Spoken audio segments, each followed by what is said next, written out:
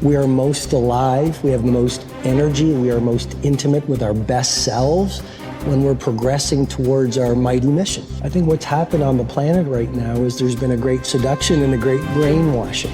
When we are kids, we want to be astronauts. We want to do all our dreams.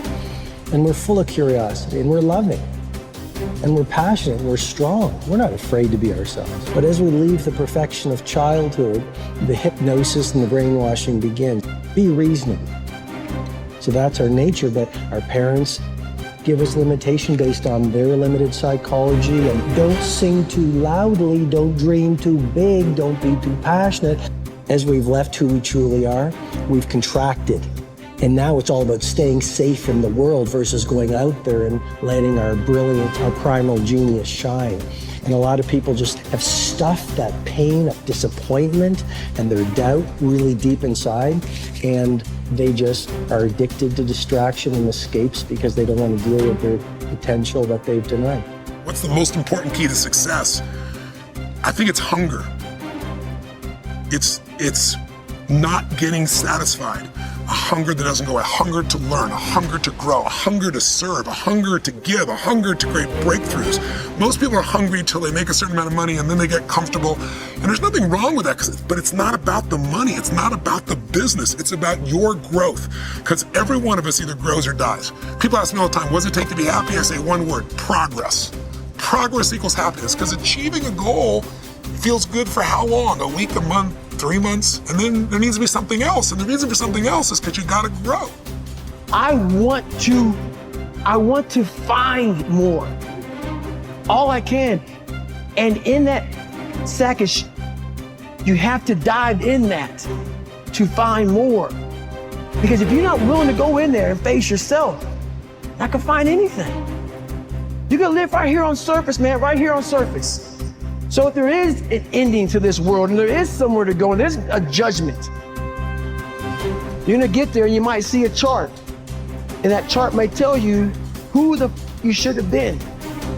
And now you get the rest of your life to think about that. Now I could live a much better life if I just would have just suffered a little bit more. Success is not gonna show up at your front door and knock on it and say, here I am. It's not coming to look for you. In fact, success is not thinking about you. Success is already doing its job. You got to be willing to do your job. Each and every day that you are breathing in this world, each and every day that you are doing something in this world, you should be focusing on getting better, not worse. You should be understanding that, hey, I can't be this same person on a day in, day out type of way. I got to keep focusing and going further and going harder and going stronger and pushing myself till there's nothing else left to push forward. So now's the time for you to hit the gym of your life and start exercising your self-discipline muscle. No more talk, no more excuses. From this moment forward, it's all about massive execution. Will there be days that you don't feel like it? Yes. Will there be days that you want to stop? Yes. Will there be days that you want to give up? Yes. Will there be days that you want to quit? Yes. Listen to me. Quitting is never an option. We've all bought into a lie. We've bought into a lie that confidence is belief in self. And so when you're in a situation which is normal, where you don't believe in yourself, you're like, oh my God, I have no confidence. The truth is, and I want you to walk out of here with a new definition of confidence. Confidence is the willingness to try. Because when you try and you take action, what happens, and what's happened for France, is that when she sees herself taking action, what happens is she sees herself being the kind of person that takes action. So she has evidence that she can rely on herself. And that action is what builds confidence. It doesn't start with belief. The real way for most of us is not to wait to believe, but to push ourselves to act. And through the action, you will build the belief. We're built to walk uphill. And when you reach the pinnacle of the hill, you want to stop and appreciate the vision, but the next thing you want is a higher hill in the distance, because it's the uphill climb that it's from the uphill climb that we derive our value, and I mean this technically. So almost all the positive emotion we feel, especially the emotion that fills us with enthusiasm, and that's to be filled with the Spirit of God, by the way, because that's what enthusiasm means. That's experienced in relationship to a goal. And so in some sense, and this is part of the religious enterprise, you want a goal that you can never attain, right? So you can always move closer to the goal that recedes as you move towards it. You think, well, that's frustrating. It's like Sisyphus pushing the rock uphill. But it's not, because as you pursue that goal, you put yourself together and your life does get better and richer and more abundant. And that's why the highest levels of virtue and goal are in some sense transcendent. You want them to be above everything you're doing so you can continually move towards something that's more sublime and better. That's what you are. You're here to live, not to sleep. I didn't study, I didn't study a book. I literally put myself in a fire repeatedly like a sword. You put a sword in the fire repeatedly and repeatedly. If you keep on doing that, you're going to get a nice sword. And then you keep on beating it. You got to beat the shit out of it. And that's what I am. Yeah. I became that. I said, okay, we can't quit. We got to figure out why you are this. Why are you this, man? What is wrong with you? What's going on here? So I kept on putting the sword back in the daggone fire, and I just beat it harder. And I beat it harder. Before I knew it, I started realizing,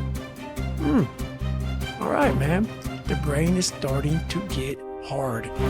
The brain is starting to get hard. I'm no longer a theorist. I'm now a practitioner. I put it in hell. I dissected it while it's in hell, because you can't dissect anything in a normal environment.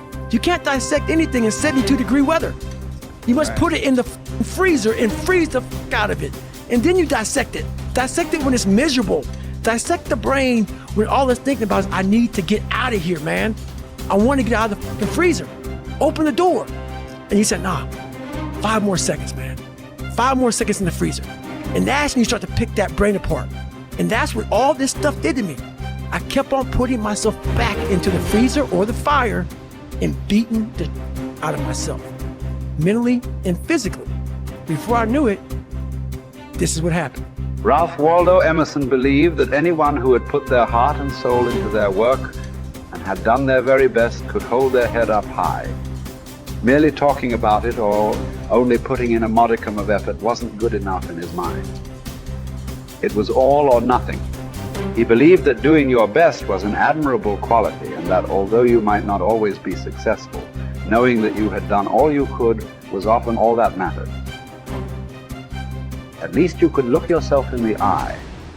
This ethos is central to many youth movements, such as the Scouts and Guides, and is a great philosophy for life in general. Indeed, doing your absolute best in everything you do is something that we should all aspire to, and it doesn't matter if it's at school, university, work, or home. If you think about it, doing your best is also central to self-reliance, because it allows you not only to test your capabilities, but also helps you to learn and therefore extend them. It's only when you are at the edge of your ability that you can really test your mettle and see just how much you can depend on yourself. Only ever working inside your comfort zone or doing just enough to get by may be easy, but is rarely rewarding.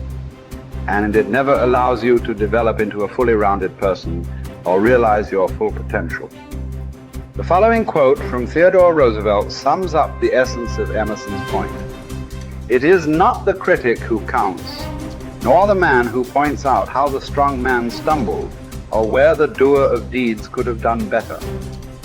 The credit belongs to the man who is actually in the arena, whose face is marred by dust and sweat and blood, who strives valiantly, who errs and comes up short again and again, who knows the great enthusiasms, the great devotions, and spends himself in a worthy cause, who at the best knows in the end triumph of high achievement, and who, at worst, if he fails while daring greatly, so that his place shall never be with those cold and timid souls who know neither defeat or victory. When you are working on your next task, give it your full concentration and really put the effort in to produce the best possible end result. Even if it doesn't lead to glittering success, you should be proud of yourself for doing your very best.